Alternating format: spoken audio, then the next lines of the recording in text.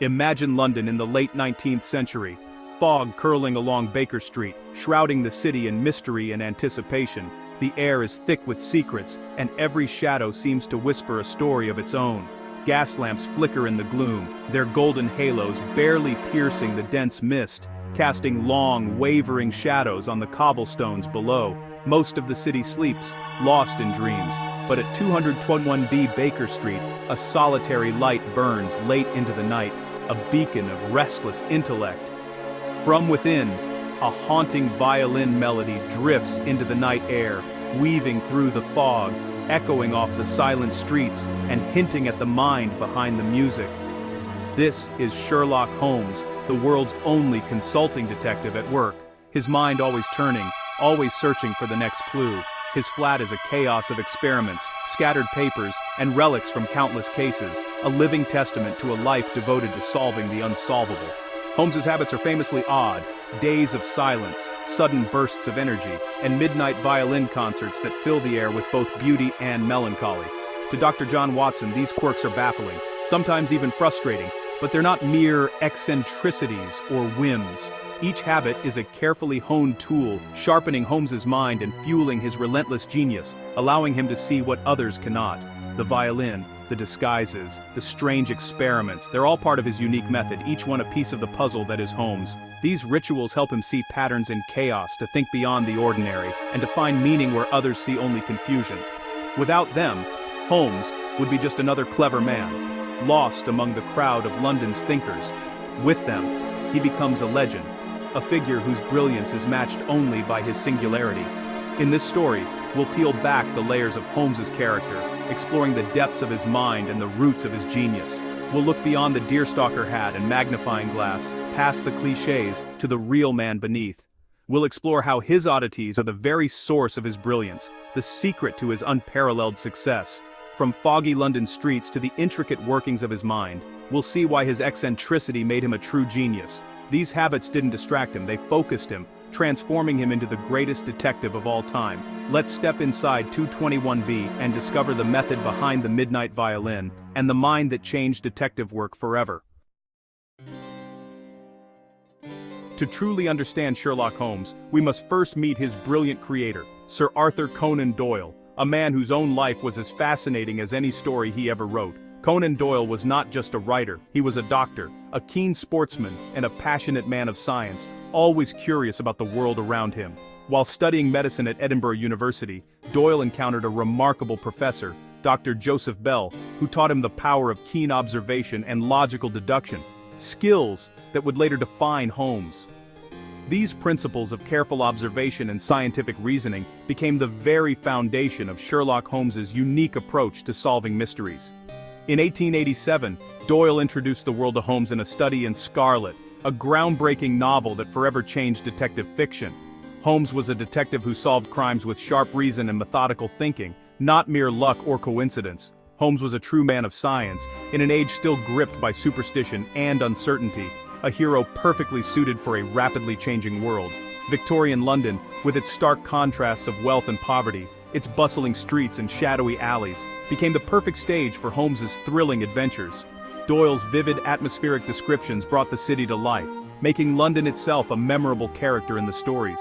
Holmes could navigate even the darkest corners of the city, exposing hidden truths and unraveling mysteries with the sheer power of his mind. The stories quickly became a sensation, so much so that readers began writing letters to 221B Baker Street, hoping for Holmes's advice on their own problems. Doyle hadn't just created a fictional character, he had given the world an enduring icon, a symbol of intellect, justice, and the triumph of reason. Holmes's appeal endures to this day because he brings order to chaos, showing us that with careful thought and observation, even the most baffling mysteries can be solved. Holmes is often seen as a cold, flawless thinking machine, a master of deduction whose mind seems untouched by emotion or doubt. But he's deeply human beneath the surface, with feelings and vulnerabilities that shape his every action. He craves mental stimulation, declaring, my mind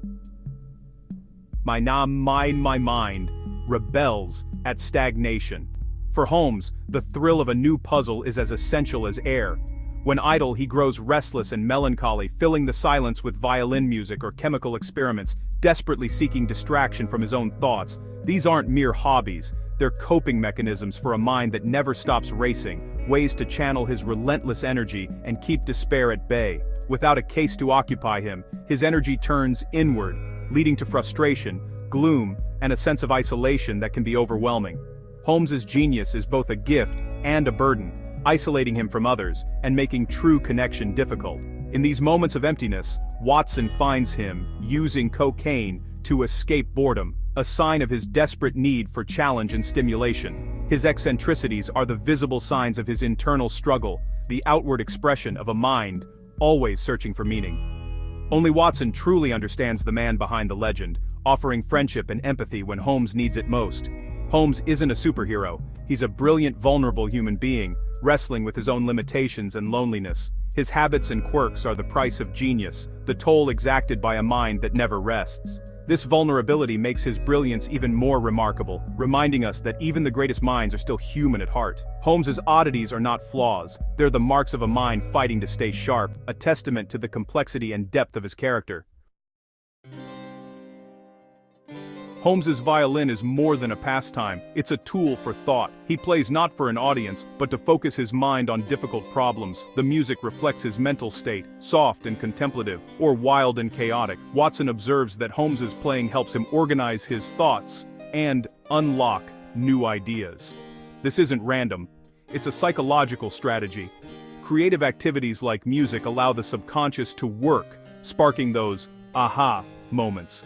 For Holmes, the violin is an extension of his brain, helping him break free from linear logic. When he plays at midnight, he's not relaxing, he's solving crimes in his own way. The violin quiets the world and lets his intuition speak. Each note brings him closer to the truth. It's a symphony of deduction, played out in the shadows of Baker Street. Holmes's mastery of disguise is one of his greatest tools. He doesn't just wear costumes, he becomes someone else, blending into any environment. This lets him gather information no famous detective could access. In Guy, he infiltrates an opium den as an old man, fooling even Watson. In I, he adopts multiple personas to outwit Irene Adler. Each disguise is chosen with precision, revealing his deep understanding of human nature. Disguises let Holmes escape his own identity and observe people as they truly are. He becomes a fly on the wall, seeing the world through others' eyes. This ability gives him unique empathy and insight into motives and behavior. Holmes's transformations are more than tactics. They're windows into the human condition. Through disguise, he becomes not just a detective, but a true student of humanity. Holmes's methods were inspired by a real person, Dr. Joseph Bell. Conan Doyle studied under Bell at Edinburgh, where the professor amazed students with his powers of observation. Bell could deduce a patient's profession or origin from tiny details, calloused hands, an accent, a tattoo. He taught students to use all their senses and notice trifles, because small clues often reveal big truths. Bell's approach turned medicine into detective work. Holmes's famous line, "You see but you do not observe," echoes Bell's teachings. Doyle openly credited Bell as the model for Holmes. The detective's sharp features and logical manner came straight from his mentor. By grounding Holmes in reality, Doyle showed that deduction is a skill, not magic. Dr. Bell proved that truth is always there for those who know how to look. Holmes's genius is rooted in real-world observation. The science of deduction began in a Scottish lecture hall. Holmes described his mind as a brain attic, a space with limited room for knowledge. He believed in filling it only with useful information, discarding the irrelevant. That's why he's ignorant of facts like the Earth's orbit, but a master of tobacco ash in London soils. His hobbies aren't clutter, they're carefully chosen tools for his work. Chemistry helps him analyze evidence, newspapers provide criminal patterns. Even violin playing is mental housekeeping, rearranging ideas for new insights. Disguises let him step outside his own mind and see the world differently. This system of focused knowledge, creative breaks, and shifting perspectives makes Holmes so effective. His so-called madness is actually a method, a blueprint for genius. Holmes's brain attic is the secret to his legendary deductions.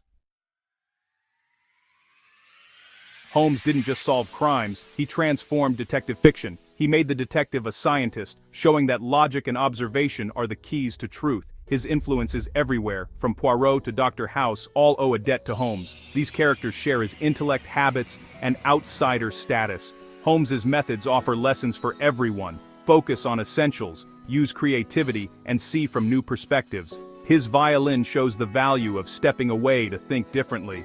His disguises teach empathy and open-mindedness. Holmes's quirks are a roadmap to creative problem-solving. Genius isn't about being normal, it's about using your unique mind to its fullest. Holmes endures because he dares to see the world differently, and invites us to do the same.